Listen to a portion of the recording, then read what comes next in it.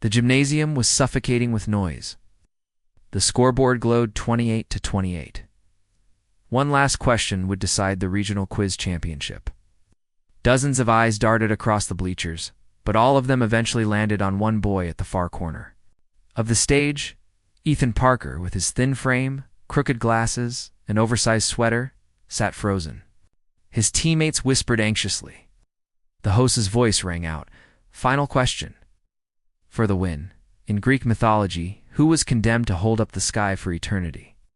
The room erupted with murmurs. His team members looked lost. Everyone else turned, waiting for the boy they had once mocked as the Bookworm. Ethan's heart pounded. His palms sweated. He could feel the memory of every cruel laugh echoing in his ears, yet inside.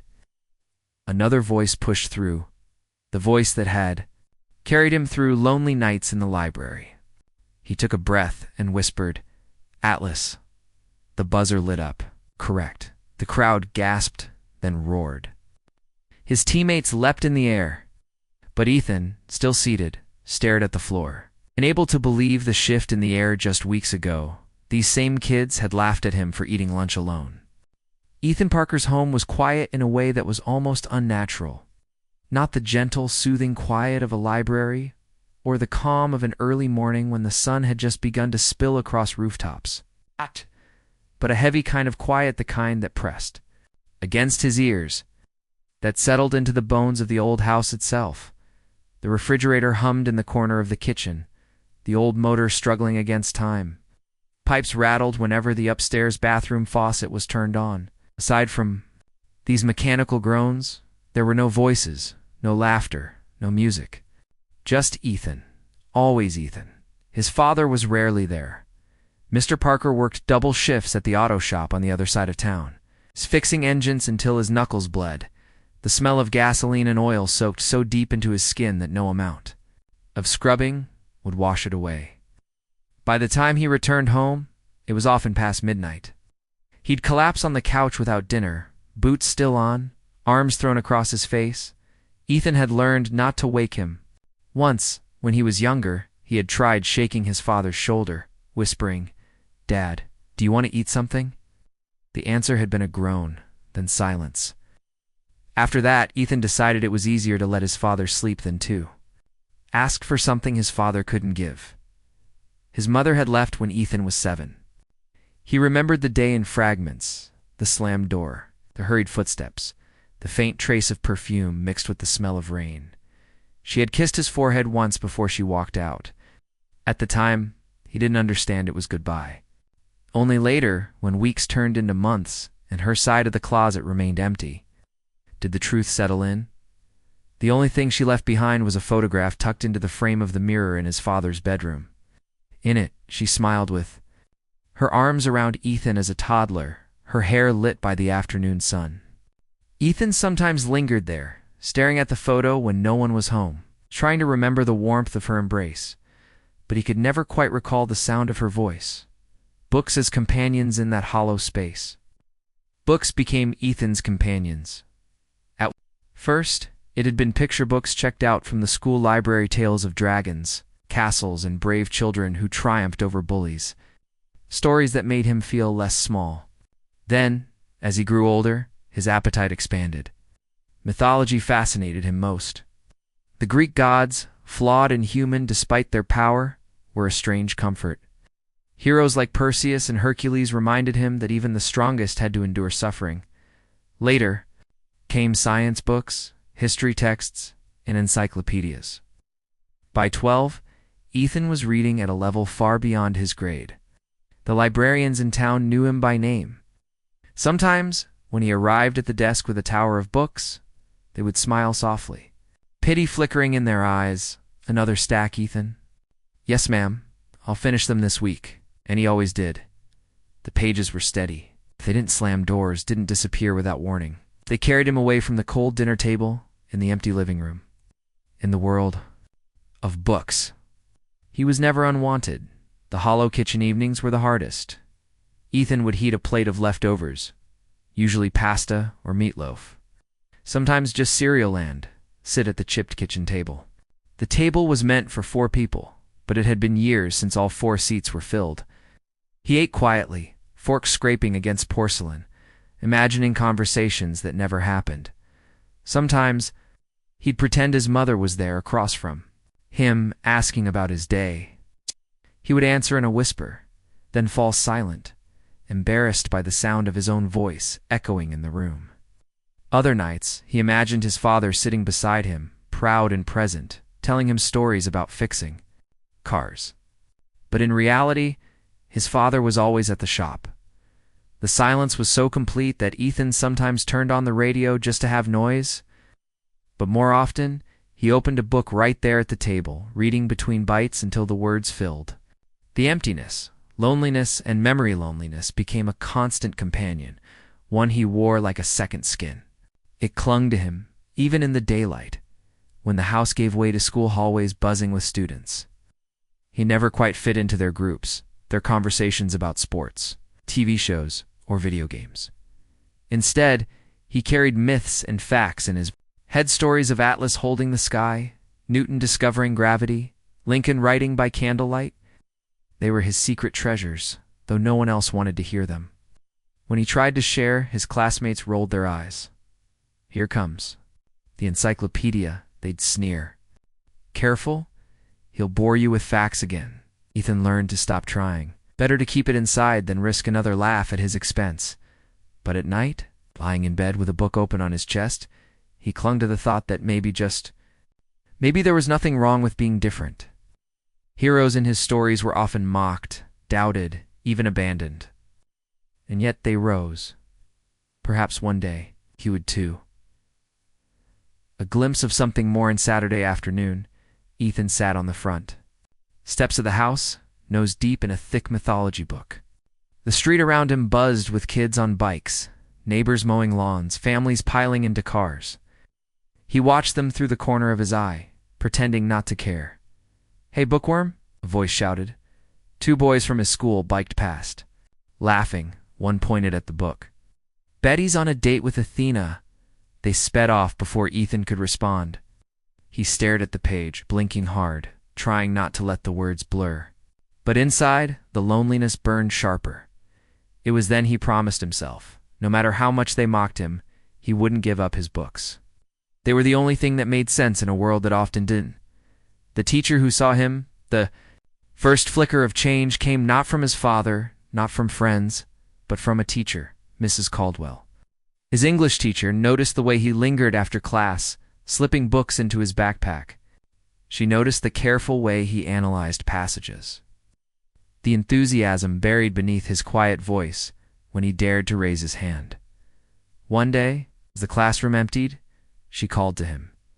"Ethan, have you ever thought about joining the quiz team?" Blinked me. "Yes, you. You know more than half the teachers here, I'd bet. I think you'd be perfect." Ethan's first instinct was to refuse. He pictured the sneers, the laughter, the whispers behind his back. But something in Mrs.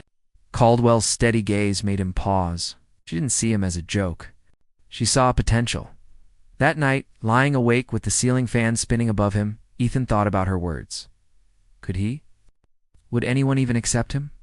The quiet house offered no answers. Only the steady hum of the refrigerator below, and the soft thrum of his heart reminded him he was still here, still waiting for a place to belong. The Monday after Mrs. Caldwell's suggestion, Ethan walked to school with his backpack tugging down on his shoulders and his usual pit in the stomach. The air outside was crisp, autumn leaves skittering across the sidewalks as kids in groups joked and shoved each other on the way to class. He, as always, walked alone. Inside the hallways, the familiar scene unfolded, lockers slamming, sneakers squeaking against the polished floors, laughter echoing in waves that never included him. Ethan clutched the strap of his bag tighter, head ducked low, as though invisibility were a power he might one day master. The cafeteria silenced by lunchtime. The ache of loneliness returned, sharper than hunger itself. The cafeteria was a sea of tables divided into invisible territories. Athletes clustered by the windows, cheerleaders by the vending machines, gamers by the corner where outlets were free for charging their devices. There was no territory for bookworms. Ethan carried his tray milk carton, soggy pizza square, an apple bruised at the side and scanned for a seat. A group of boys noticed him first. "Yo, encyclopedia," one of them called. "What's on the menu? Greek gods again?" Laughter. A hand reached out, smacked the apple off his tray. It rolled across the floor until someone kicked it under. Another table to Ethan forced himself to keep walking, cheeks burning, found an empty corner and sat down, shoulders hunched, tray close to his chest like a shield. Around him, the noise swelled snippets of weekend adventures. Jokes he wasn't part of, nicknames that weren't his. He pulled a book from his backpack, opened it to the middle, and began to read. Not because he didn't hear the laughter, but because it was the only defense he had left. Official announcement that afternoon. Mrs. Caldwell stood in front of the classroom with a sheet of paper. "The following students," she announced, "have been selected to represent our school in the regional quiz competition." Murmurs rippled across the room. Ethan held his breath. Derek Lawson, captain. Megan Alvarez, Tyler Green, and Mrs. Caldwell smiled briefly, eyes landing on Ethan. "Ethan Parker." The class erupted. Some students clapped for their friends. Others turned in disbelief. Ethan felt dozens of eyes drilling into him like spotlights. "Seriously?" Derek muttered loudly enough for half the room to hear. "Guess they needed a mascot," Tyler snickered. Ethan wanted to sink through the floor. He hadn't even agreed to this. After class, as backpacks zipped and chairs scraped, Mrs. Caldwell approached him quietly. "I know this feels uncomfortable," she said, "but I believe you can do this. Let the others think what they will for now." For now, the words echoed in his chest like a fragile promise. First practice, the team gathered after school in the library. Derek slouched in his chair, baseball cap tilted back, oozing the kind of confidence that came from being admired. Megan, smart and sharp-tongued, twirled a pencil between her fingers, as if daring anyone to challenge her. Tyler drummed his fingers impatiently, clearly wanting to be anywhere else. Ethan sat opposite them, clutching a notebook. "Let's get this over with," Derek said. "Who even thought bringing him in was a good idea?" Ethan lowered his gaze. Throat tight, Mrs. Caldwell began the drill. First round, history. Who was the 16th President of the United States? Lincoln. Derek answered quickly. "Correct." Next, in what year did the Berlin Wall fall? Silence. Megan bit her lip. Tyler shrugged. Ethan's hand twitched. He knew it. 1989. He hesitated, then whispered, 1989. Mrs. Caldwell smiled. "Correct." The others glanced at him, surprised but not impressed. The session continued. Science, literature, geography. Time after time, Ethan supplied answers no one else knew. By the end, the score sheet was filled with his handwriting. Still, when they left, Derek muttered under his breath, "Guess the nerd's good for something." Hallway tension the next day at school. Word spread fast. Ethan, the bookworm, was on the team. In the hallways, the teasing escalated. "Quiz kid," someone called. "Don't trip on your own brain." "Hey Parker, do we get to carry you around in a backpack like an actual encyclopedia?" Ethan kept walking, heart pounding, eyes fixed on the floor. But something shifted. A few students who had never spoken to him before approached not with cruelty but curiosity. "You really know all that stuff?" one girl asked during math. "I heard you killed it in practice," another said cautiously. Ethan didn't know how to respond. For years, attention had only meant ridicule. Couldn't imagine it turning into anything else. A clash of worlds practice sessions grew more intense. Derek remained dismissive, Megan competitive, Tyler distracted. Ethan carried the weight quietly, answering question after question. One evening, after another practice where Ethan had saved the team from disaster, Derek snapped. "This is ridiculous. Can't rely on him forever." Mrs. Caldwell raised an eyebrow. "Why not?" "He's your strongest player." "It's a freak," Derek shot back. "Nobody likes him." "How's that going to look when we win?" "That he carried us." The words stung more than Ethan wanted to admit. He turned to pack his books, hands shaking. "Hey." But Mrs. Caldwell's voice cut through. "Derek, winning isn't about who's most popular. It's about who shows up, who does the work. Ethan does. For the first time, Ethan saw Derek falter, just a flicker. Before he turned away, the burden of loneliness at home, Ethan replayed those moments. The laughter in the cafeteria, the sneers in practice, the strange mix of dependence and disdain. His teammates showed. He sat at the kitchen table with another plate of leftovers, a history book open beside him. The words blurred as exhaustion pressed in. Was this what belonging felt like, being useful but unwanted? He pushed his glasses up and leaned back. The ceiling above held no answers. Silence of the house wrapped around him again, reminding him that here, at least, no one mocked him. Still, somewhere deep inside, a seed of hope had been planted. For the first time, people needed him. Even if they didn't like him yet, they needed him. And maybe, just maybe, that could grow into something more. The first round of the competition arrived faster than Ethan expected.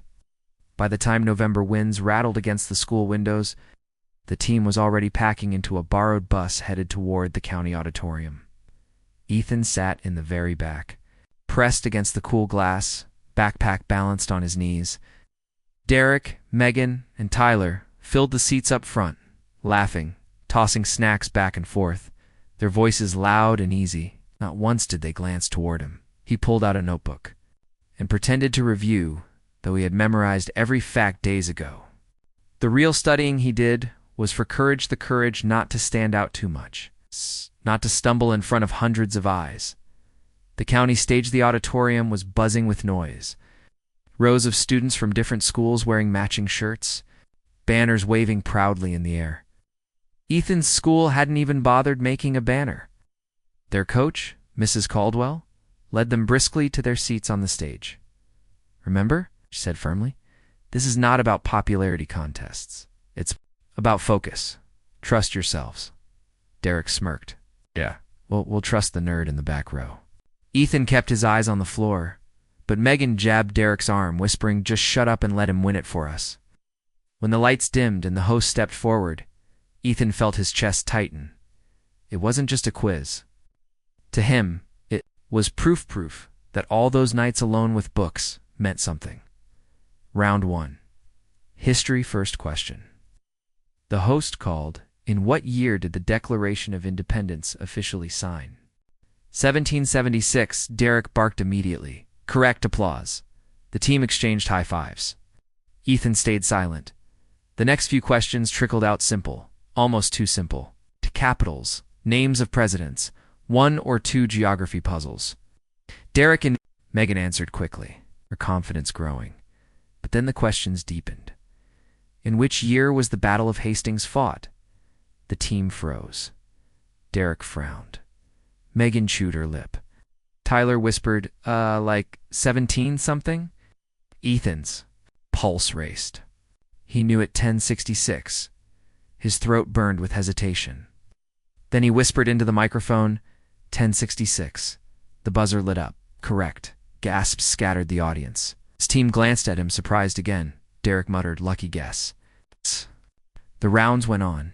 Ethan's voice cut through the silence again and again. Voltaire's real name. The formula for photosynthesis. The author of the Red Badge of Courage. Capital of Mongolia. Each time the buzzer glowed green. Each time the team inched closer to victory. Victory in silence by the end of the night. Their school was announced as the county champions. Students in the audience cheered. Mrs. Caldwell clapped proudly, and Derek, Megan, and Tyler high-fived each other as though they had carried the entire game. Ethan stood slightly apart, clutching his notebook to his chest. On the bus ride home, the others laughed about their win, already planning how they would boast the next morning. Ethan sat in silence. They didn't invite him into their conversation, not one word of thanks, but inside, despite the ache, a small ember glowed. They had won because of him. They knew it, even if they refused to admit it. At school, the murmurs the next day, the school hallways buzzed. "Did you hear? Our team crushed it." "Yeah, Derek nailed it." "I heard the Parker kid answered some of the hard ones." "Parker? You mean the Bookworm?" The attention made Ethan's chest flutter uneasily. He was used to invisibility, not whispers, about his name. At lunch, he sat at his usual corner, reading, as always. But for the first time, two students he barely knew stopped at his table. "Hey, was it true you knew the Mongolia thing?" That was wild. And the Hastings one, too. Nobody knew that. They grinned awkwardly, then walked away before anyone saw them talking to him. Still, it was more than he had ever gotten before. Practice intensifies with the next rounds looming.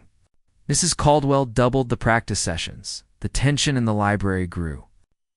Derek grew snappier, Megan more determined, Tyler more distracted. Ethan sat quietly, answering when needed, always carrying the weight of questions they couldn't. Science. What element has the atomic number 79? Blank faces. Ethan. Gold. Literature. Who wrote Things Fall Apart? Silence. Ethan. Chinua Achebe. Geography. Which river runs through Baghdad? Derek mumbled. The Nile. Ethan corrected softly. The Tigris. Correct. Again. Always each answer strengthened the team's chances, but also widened the unspoken gap. He wasn't a teammate. He was a lifeline. Megan's glimpse of respect one evening after practice. As Ethan packed his books, Megan lingered. "You really know all this stuff?" she asked, almost grudgingly. Ethan shrugged. "I read. A lot of people read. They don't remember like that." Her eyes softened for just a moment, but then Derek called her name and she turned away. Still, that fleeting look of acknowledgement stayed with Ethan for days. Another win. Another loneliness. The district competition was even tougher. The auditorium larger. The audience louder. Teams from wealthier schools arrived with matching uniforms, glossy pamphlets, even parents waving banners. Ethan's school arrived in plain clothes. No banner, no fanfare. But as the rounds dragged on, Ethan carried them again. History, literature, mythology. Science's voice filled the microphone while his teammates sat in silence. When the buzzer confirmed their victory again, Mrs. Caldwell hugged him briefly, whispering, "I knew you could." But once more, on the ride home, Derek and Tyler laughed about their amazing teamwork. Leaving Ethan pressed against the window, staring at his own reflection. Doubts in the quiet house that night, Ethan sat at the kitchen table, his half-eaten dinner pushed aside, a book open in front of him, but the words wouldn't stick. He had proven himself twice. He had given them victories. And still, he walked the halls alone. He thought of his mother's photo, her smile frozen in time. Would she be proud of him? Would she understand the hollow ache of winning battles but still feeling invisible? The refrigerator hummed, the silence. Pressed, and Ethan bent over the book, forcing himself to keep going. If nothing else, he would not give up on the one thing that never abandoned him. The district trophy gleamed in Mrs. Caldwell's office like a fragile promise. It wasn't large, just a modest plaque mounted on a square of fake wood butt for the school. It meant progress. For Ethan, it meant proof. Proof that all those lonely nights, under the lamplight, whispering facts to himself in an empty kitchen, had not been for nothing. Yet victory came with a cost. The moment the plaque went up, the pressure multiplied. The school board expected more. Teachers who had ignored the quiz team suddenly stopped Ethan in the hall, patting his shoulder awkwardly. "Good work, son." "Keep it up," students whispered. Louder now, not just mocking, but wondering aloud if the bookworm was actually a genius. His teammates, cornered by this new attention, had no choice but to tighten practices. And Ethan, caught in the middle, felt the weight of being both the reason they won and the reason they risked ridicule if they lost. The grinding practices, the library became their battlefield. Every afternoon, long after other students had gone home, the four of them sat under flickering fluorescent lights with stacks of question packets. Mrs. Caldwell fired them out like bullets. "What is the capital of Burkina Faso?" Silence. Then Ethan, Ouagadougou. "Who painted The Persistence of Memory?" Tyler groaned. Ethan answered, "Salvador Dali." "What year was the Treaty of Versailles signed?" Megan hesitated, lips parted. Ethan, 1919. Over. And over, his voice filled the gaps. He wrote answers in neat lines, never boasting, never rolling his eyes when the others stumbled. Still, exhaustion gnawed at him. By the third week of practice, he was skipping dinners, staying up past midnight. His father finding him asleep at the kitchen table with a book stuck to his cheek. Cracks in the team one Wednesday evening. Tension finally broke. Mrs. Caldwell had just finished a lightning round. Ethan had answered 13 of the 15 questions. Derek had answered 1. Megan had guessed the other. Tyler hadn't even bothered as they packed up. Derek slammed his binder shut. "This is stupid," he snapped. "We look like idiots. Up there, he does everything. We're just props." "You're only mad because you're not the star," Megan shot back. "Better than being invisible," Derek sneered, jerking his thumb at Ethan. "Seriously, do we even need to be here? Just put him on stage alone." The words cut, sharp as glass. Ethan froze, hands clutching his notebook. He wanted to disappear, to shrink into the chair until he no longer existed. But Mrs. Caldwell's voice was iron. "Enough. A team is more than points. Ethan may know the answers, but you three bring balance, confidence, presence. That matters," Derek muttered under his breath, but said no more. Still, the sting lingered. Flickers of change. It was Megan who shifted first. One late afternoon, after practice, Ethan stayed behind to gather his books. Megan lingered by the door. "You ever get tired of knowing everything?" she asked suddenly. Ethan blinked. "I don't know everything. You know enough to make us feel dumb?" Kara's tone wasn't sharp. Not exactly. It carried a trace of curiosity, maybe even admiration. Ethan gave a small shrug. "I just read a lot. It's easier than talking to people." Megan tilted her head as if seeing him for the first time. But before she could answer, Derek called her from the hallway, and she was gone. It wasn't friendship, but it was a crack in the wall, a shifting reputation by December. Whispers in the hallway had changed tone. "Dude, that Parker kid's crazy smart. Yeah, without him, they wouldn't have made it past round 1. I heard he studies like 5 hours a night." For the first time, Ethan's name wasn't always followed by laughter. Sometimes, just silence. At lunch, he still sat alone. But occasionally, a student paused to ask about a homework problem or a test. He answered quietly, never looking up, but each exchange left a flicker of warmth inside him. The regionals approaching. Weeks narrowed down. Flyers went up in hallways. Regional Quiz Championship, January 14th, the school's name, rarely mentioned in academic circles, suddenly printed beneath the others. Nerves consumed Ethan. He dreamed of questions he couldn't answer, of standing frozen while the buzzer blared red. He woke in the middle of the night, sweating, reaching blindly for a book to steady himself. At practice, he grew sharper, more focused, his voice steady even when the others fumbled. Mrs. Caldwell noticed. "You ready?" she told him one evening. Don't doubt it, but Ethan did. Every victory had been fragile, balanced on the thin thread of his memory. What if it snapped?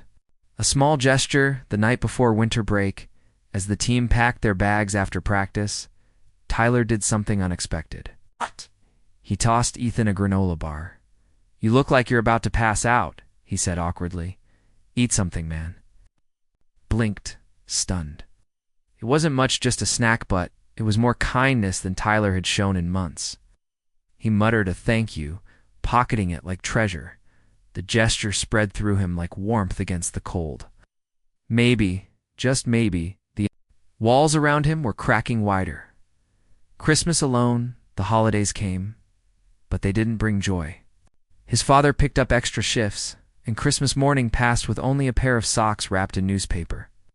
Ethan smiled anyway, murmuring thanks, but the silence of the house felt heavier than ever, so he buried himself in books. He read until his eyes ached, memorizing facts he might need, whispering them to himself as though they were prayers.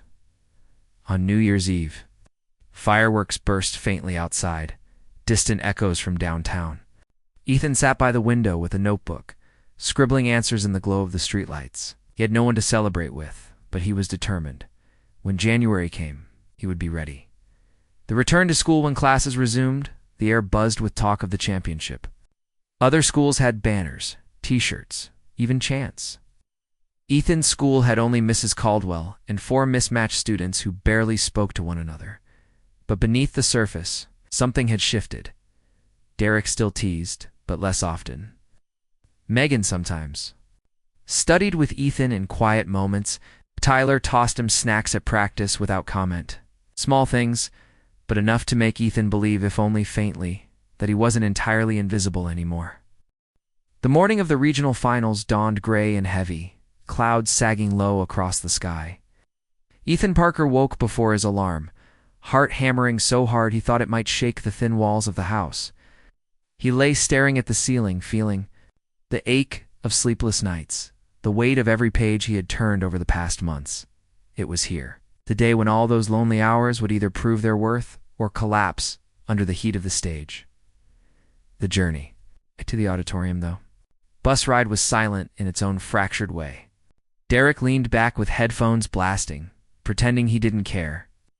Megan tapped her pencil furiously against a notebook, flipping through flashcards as if cramming could undo weeks of half-hearted practice. Tyler chewed gum, gaze darting between his phone screen and the window, and Ethan, he sat in the same back corner as always, notebook resting on his knees. Whispering facts under his breath, Magellan circumnavigated the globe, though he didn't survive the entire voyage. The mitochondria is the powerhouse of the cell. 1066 Hastings. He didn't even realize his lips moved until Megan glanced back, offering the faintest smile. Not mocking nervous, but genuine. For a moment warmth flickered in his chest. Arrival. The auditorium dwarfed the county stage. Banners stretched across the walls announcing schools from 3 states. Teams in crisp uniforms huddled together, coaches drilling last-minute questions. Parents filled the bleachers, waving signs, shouting encouragement. Ethan's school had none of that. Just Mrs. Caldwell clutching her clipboard, her eyes fierce with pride. "Don't look at the crowd," she whispered as they walked onto the stage. "Look at the questions. Trust yourselves." Ethan's pulse roared in his ears. The spotlight was blinding. His sweater clung to him uncomfortably. But he forced himself forward, taking his seat at the long table. Microphone poised. Round 1. General knowledge. The first questions were softballs. What is the capital of Canada? Derek answered. Ottawa. In what year did the United States land on the moon? Megan. 1969. The team exchanged cautious glances. Relief they were holding their own, but soon the difficulty climbed. In economics, what term describes a market dominated by a single seller? Silence. It whispered. Monopoly. Correct. The buzzer lit green. Cheers rippled from their section. Ethan's shoulders eased, if only slightly. Round 2. History. The questions cut deeper now. Who was the first emperor of China? Silence. Ethan breathed. Qin. Shi Huang. Correct. In what year did the Berlin Wall fall? Ethan again. 1989. Correct. Which U.S. president served the shortest time in office? Megan's guess. Lincoln. Was met with a harsh buzz. Wrong. Ethan leaned into the mic, voice steady despite his pounding chest. William Henry Harrison. Correct. Applause. Derek shot him a look, not sneering this time, more startled, grudgingly impressed. Round 3. Science. The questions came faster, sharper, like arrows. What is the chemical symbol for tungsten? W. Ethan said. Correct. What part of the brain regulates balance? The cerebellum, Ethan answered. Correct by now. The scoreboard glowed, their team neck and neck, with 2 powerhouse schools. Ethan's throat was raw, his palms slick with sweat, but his focus sharpened. Every page he had read, every lonely night condensed into these few minutes. The break at halftime, they filed into the backstage area for water. Derek collapsed onto a chair, wiping his forehead. This is insane, he muttered. We're actually keeping up. Because of him, Megan said quietly, nodding toward Ethan. Ethan froze.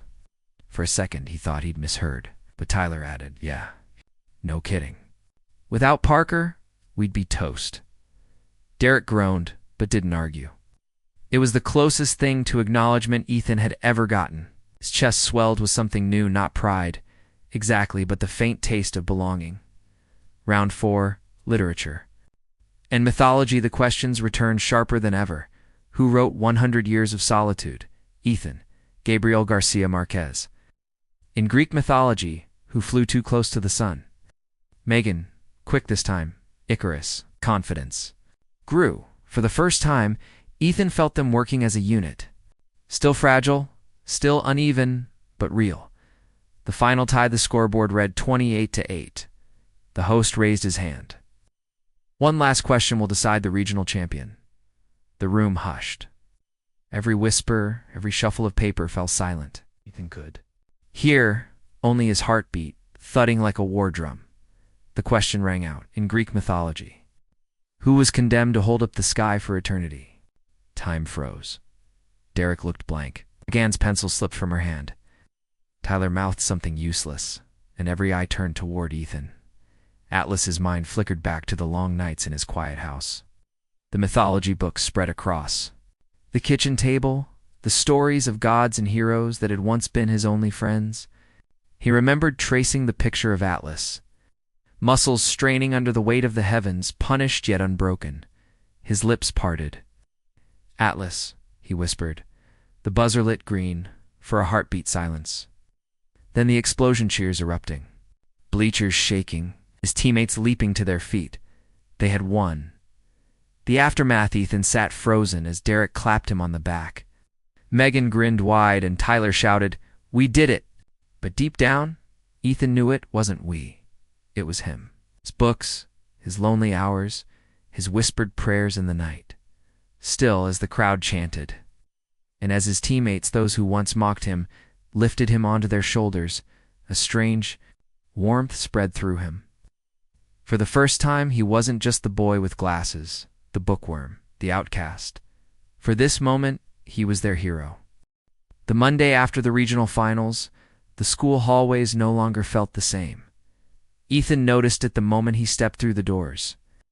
The usual tide of laughter and chatter still crashed against the lockers, but this time, when students glanced his way, their eyes didn't linger with ridicule. Some nodded, others whispered, and a few even smiled. It was subtle. Fragile like the first cracks of sunlight after a storm, but Ethan felt it. The invisible wall that had separated him from everyone else was no longer solid. The cafeteria. Shift at lunch, Ethan carried his tray as usual milk carton pizza square. Bruised apple butt when he reached his usual lonely corner, something stopped him. Derek waved him over. "Hey, Parker. Sit here for a moment." Ethan froze, convinced he'd misheard. Dozens of eyes had turned toward him, waiting to see what he would do. His instinct screamed at him to retreat, to find the safety of his old table. But Derek's expression, impatient, almost embarrassed, was genuine. So Ethan walked over and sat down. The noise of the cafeteria seemed to fade. Megan slid him half her fries without a word. Tyler cracked a joke about Derek's terrible attempt at answering the Nile during practice. Ethan laughed hesitantly at first, then freely, realizing it had been years since he'd laughed at school without fear. For the first time, his tray didn't feel like a shield. It felt like a bridge. The ripple effect word spread quickly. The bookworm, who had once been a target, now sat with the champions. Some students still muttered under their breath, clinging to old habits of mockery, but most simply accepted it, in class. Classmates asked Ethan for help with assignments, not as an insult, but as a request. He explained patiently, discovering a quiet joy in teaching. In the library, students sometimes sat near him instead of avoiding his table. It wasn't sudden popularity. Ethan didn't transform into someone who commanded crowds, but it was acceptance. The edges of loneliness softened. A conversation with Mrs. Caldwell one afternoon. Ethan lingered in the classroom as Mrs. Caldwell gathered papers. She looked up, her smile warm. "You know, Ethan, I hope you realize what you did wasn't just about winning." Ethan tilted his head. "What do you mean?" "You showed them that knowledge, dedication, and heart matter. You taught them to see beyond labels. It's bigger than any trophy." Her words struck deeper than she knew. For years, Ethan had believed his books were shields, tools of survival. Now he saw they had been bridges too, at home, even the quiet house felt different when Ethan's father came home one evening. Grease still smudging his hands, he dropped onto the couch with a heavy sigh. But this time, instead of retreating to his room, Ethan sat beside him, holding the newspaper that had printed the results of the finals. "They wrote about us," Ethan said quietly. His father squinted, then chuckled. "Look at you, my kids, in the paper." It wasn't a grand speech, but it was enough. For the first time in years, Ethan felt a thread connecting him to the man slumped beside him, a fragile thread of pride. The library visit weeks later. Ethan found himself back in the public library, the place where it had all begun. The shelves welcomed him with their familiar smell of ink and dust. He traced the spines, pulling down a book on mythology he had read years ago. Atlas still stared from the page, shoulders bent beneath the weight of the sky. Ethan smiled softly. Once, he had seen himself in Atlas condemned to carry a burden, alone. But now he realized the weight had shifted. He wasn't alone anymore. He still loved books, still found peace in their pages. But he no longer needed them to silence the ache of loneliness. They were companions, not lifelines. A quiet. Celebration spring arrived, and with it, the state competition. They didn't win. In fact, they lost in the semifinals. But for Ethan, it didn't matter. By then, the team was no longer fractured. Derek clapped him on the shoulder after the loss, saying, "We wouldn't have even made it here without you." Megan laughed with him about mispronouncing an author's name. Tyler offered to treat them all to milkshakes afterward. Ethan joined without hesitation.